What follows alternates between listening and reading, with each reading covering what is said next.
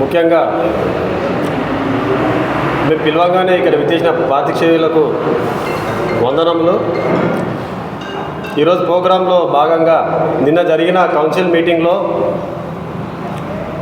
BRS పార్టీకి చెందిన కార్పొరేటర్లందరూ కూడా బైకాట్ చేయడం జరిగింది. ఇది చాలా ఆశాదకరంగా అనిపిస్తుంది. ఎందుకంటే ఒక కుర్చీ కోసము బైకాట్ చేయడం అనేది, ఒక వ్యక్తి కోసం బైకాట్ చేయడం అనేది ఇది ఎంతవరకు సమంజసమో ప్రజలు గుర్తిస్తున్నారు. మామూలు ప్రజలు బీసీ ముఖ్యంగా ఆ పాత్ర ఏముందంటే బీసీ మహిళలకు అన్యాయం జరుగుతుందని ఒకటి క్రియేట్ చేశారు. బీసీ మహిళలకు ఏ రకంగా అన్యాయం జరిగింది మాకు ప్రూఫ్ కావాలి. పార్టీ మేము జాయిన్ అయినాము. కాంగ్రెస్ పార్టీలో 6 నెలల వ్యవధిలో మాకు టికెట్ ఇవ్వడం జరిగింది మా భార్య గారికి. అలాగే పార్టీ కూడా మాకు సపోర్ట్ చేసి అత్యధిక మెజారిటీతో గెలవడం జరిగింది. వాస్తవానికి అందరికి మీకు చెప్తున్నా, మాకు ఆ రోజు మేము బస్సులో కూడా మేము పోలేము. ఎమ్మెల్యే గారు ఉండి రావాలి ఖచ్చితంగా అని చెప్పేసి 2 o'clock చీరాల టూర్లో పంపించండి శ్రీనివాస్ అని చెప్తే మేము మా భార్యను పంపించండి, నేను టూర్ కూడా పోలేను అంటే అంత అన్యూన్యంగా ఒక బీసీ బిడ్డకు మేయర్ పదవి అనేది రావడం అనేది ఇది రేవంత్ రెడ్డి సర్కారు గొప్పతనం కాదా? ఎమ్మెల్యే గారు రేవంత్ రెడ్డి గారు అన్ని రకాలుగా ఆలోచించి ఈ యొక్క బీసీ బిడ్డకు మేయర్ పదవి అనేది ఇంకా ఇంతకన్నా గవర్నమెంట్ ఏం చేయాలి? బీసీ బిడ్డకు ఏ రకంగా అన్యాయం జరిగింది నేను అడుగుతున్నా. ఇంకో విషయము, కొత్తగా కార్పొరేటర్ ఎన్నుకోవడం జరిగింది బీఆర్ఎస్ పార్టీ నుంచి. అన్ని పార్టీల వాళ్ళు కలిసికట్టుగా మేయర్ గారిని ఆమోదించారు. నిన్న ఒక పండగ వాతావరణం లాగా మార్నింగ్ అందరూ కూడా చాలా చక్కగా హ్యాపీగా అక్కడికి వచ్చారు. ఈ యొక్క చిన్న ఇష్యూ వల్ల ఇది ఖరాబ్ చేయాలని మాజీ మంత్రి శ్రీనివాస్ గౌడ్ దురుద్దేశంతో వాళ్ళని ఉసగొల్పి ఆ కార్పొరేటర్లకు ఇష్టం లేకుండా కూడా బలవంతం చేసి ఈ యొక్క కౌన్సిల్ మీటింగ్ ఖరాబ్ చేయాలనే ఉద్దేశంతో చేశాడు. దీనివల్ల ఎవరు నష్టం జరిగింది మీరు ఆలోచించండి. సామాన్య ప్రజలకు నష్టం జరిగింది.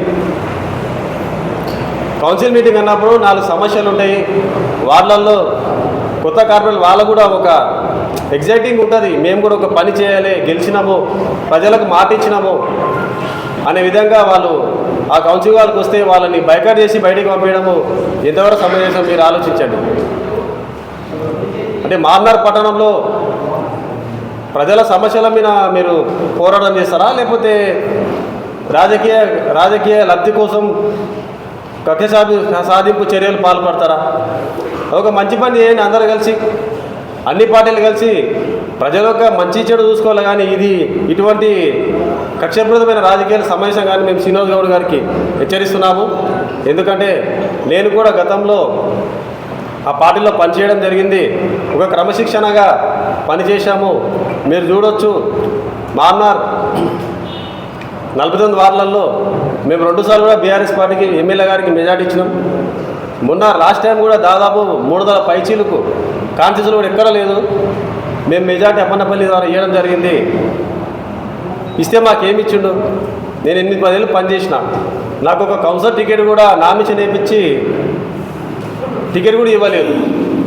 అయినా మేము ఇండిపెండెంట్ ఎలక్షన్ గెలిచేటోని కానీ నేను డ్రాప్ అయిన. ఎందుకంటే ఒక నాయకుడికి మనం అభిమానంతో ఉండాలి, ప్రేమతో పనిచేయాలి. రాజకీయ విషయంలో నేను ఆ రోజు ఒక్కనే పోయి ఇనామస్ అయ్యే టికెట్ నాది అప్పన్నపల్లి 3వ వార్డులో నేను విత్డ్రా చేసుకోవడం జరిగింది, కేవలం నీ మీద గౌరవంతో. తర్వాత ఎన్నో అవకాశాలు నామినేటెడ్ పోస్టులు ఉంటాయి కదా, మరి బీసీ బిడ్డ మీద ప్రేమ ఉంటే నువ్వు నాకు ఎందుకు ఇవ్వలేవు? ఒక కార్యకర్తగానే మిగిలిపోయినా నేను తప్పితే. నేను ఆ రోజు త్యాగం చేసిన, టికెట్ త్యాగం చేసిన, పార్టీకి కూడా పని చేసిన. మనం బీసీ బిడ్డగా నన్ను గుర్తించి ఆ రోజు నాకు ఏ పదవి కూడా ఇవ్వలేవు కదా. దీనికి ఏం సమాధానం ఉంది నీ దగ్గర? ఎందుకంటే తప్పులు ఎత్తుకుంటూ పోతే ఎన్నో తప్పులు ఉంటాయి. ఎలక్షన్స్ అయిపోయినాయి. ఎమ్మెల్యే ఎన్నో గారు ఏం చెప్పారంటే మాకు ఒకటే ఆదేశం ఇచ్చాడు, మేయర్ గారికి అందరినీ కలుపుకొని పోవాలి, 60 వార్డులు సమానంగా మనము పని చేయాలి, ఎవరిని కూడా భేదాలు చూపిద్దని చెప్పిండు. ఆయన మనసు ఎక్కడ, నీ మనసు ఎక్కడ? ఇవన్నీ మీరు గమనించాలి. ఎందుకంటే ఇటువంటి విడదీసే రాజకీయాలు చేయకుండా ప్రజలు ఏ విధంగా డెవలప్మెంట్ మీరు కూడా భాగస్వాములు కాండి, ప్రజలలో భాగస్వాములు కాండి. ఏ విధంగా ఒక విజన్ ప్రకారము మామూలు డెవలప్మెంట్ విషయంలో మీరు ముందుండాలి తప్పితే ఫ్యూచర్ రాజకీయాల్లో ముళ్ళముడే చదిపోయే పరిస్థితి వస్తుందని నేను ముందుగానే చెప్తున్నాను. ఎందుకంటే మామూలు ప్రజలు అంత తిక్కోలేం గారు, ప్రతిదీ గమనిస్తారు, ప్రతిదీ చూస్తున్నారు, సోషల్ మీడియా ద్వారా ప్రతిదీ గమనిస్తున్నారు, ఎవరేం చేస్తున్నారు అనేది అంతా క్లియర్గా ఉంది. ఆ సీటు సబ్జెక్ట్ కాదు. నేను చెప్పేది ఏంటంటే ప్రజల అభివృద్ధి కోసం మనం కొట్లాడి ఫండ్స్ ఇచ్చే విధంగా మనము ఉంటే బాగుంటుందని మేము హెచ్చరిస్తున్నాము. అలాగే ఇటువంటి ఫ్యూచర్లో కూడా ఎటువంటి దాని కూడా చర్యలకు పాల్పడకుండా కలుపుకపోయే విధంగా ఉండి పనిచేస్తే బాగుంటుందని మేము ఈ విధంగా అనుకుంటున్నాము.